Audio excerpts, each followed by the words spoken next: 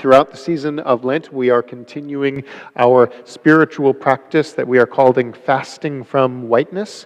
Now, of course, I am not someone who can change my skin or change the way that my presence as a white person allows me to walk through this nation with much ease. But during this season of Lent, what we are doing is we are choosing to place at the very center of the worship life of this church the voices of Black people, Indigenous people, and other people of color. We have to dismantle structural racism and say no to whiteness once and for all. We have to dismantle patriarchy once and for all. We have to dismantle an economic system that crushes the many as it privileges the few. We have to welcome and accept people of all genders and all sexual identities and orientations. We have to build community, not walls. We have to value human life, not guns. This past Thursday, March 31st, was the International Transgender Day of Visibility.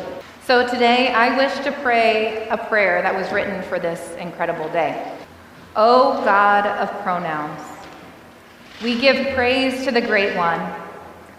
You shatter all stereotypes, making every single person male and female, intersex, non-binary, in your image, exactly in your image.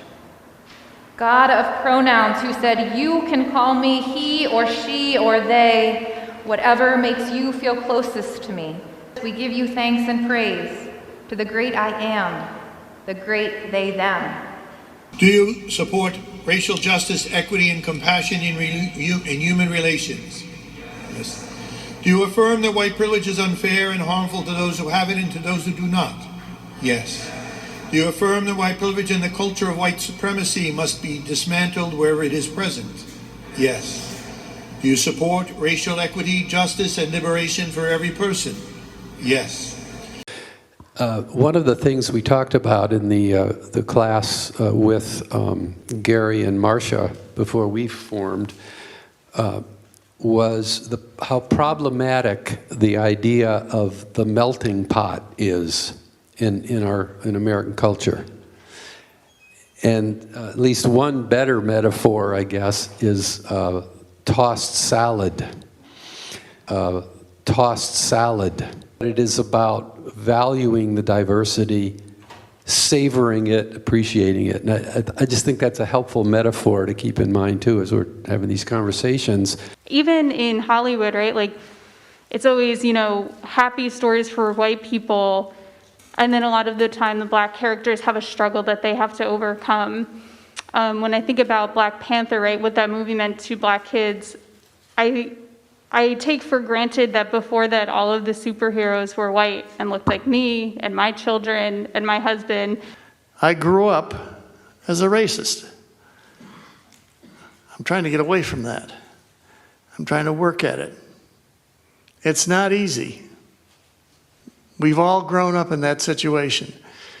Because of the color of our skin, white, we've had privileges that a lot of people in this country and in this world haven't had.